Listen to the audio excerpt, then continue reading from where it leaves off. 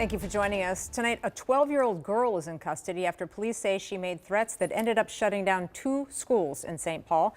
Those threats were allegedly posted on social media last night. Police are now trying to figure out if that child was the only one responsible for sharing the messages. Now, it all comes after a wave of online threats made in the last 24 hours against schools across the country. Joe McCoy joins us live from St. Paul with the latest. Hey, Joe.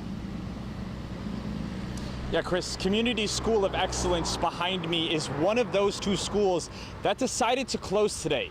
And even though the threat was not carried out, St. Paul Police is taking this incident very seriously.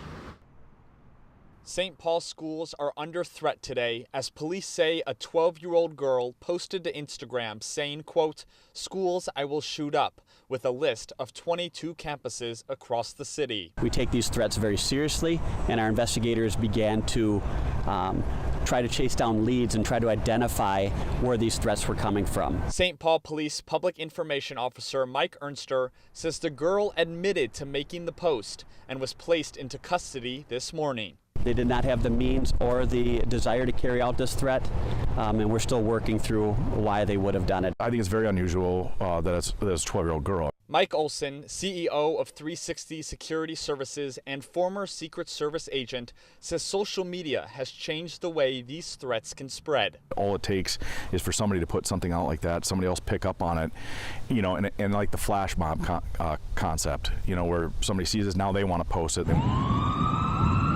In September last year, law enforcement agencies across Minnesota responded to more than a dozen unfounded reports of school shooters, prompting some schools to go on lockdown.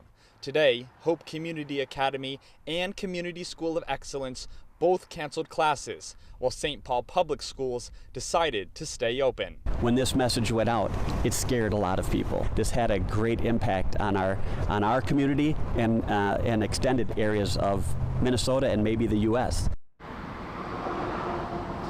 Dozens of schools across the country have reported these fake online threats within the past 24 hours. And it's unclear how or if this threat here in St. Paul relates to the ones we saw nationwide. Chris. All right. Thank you, Joe.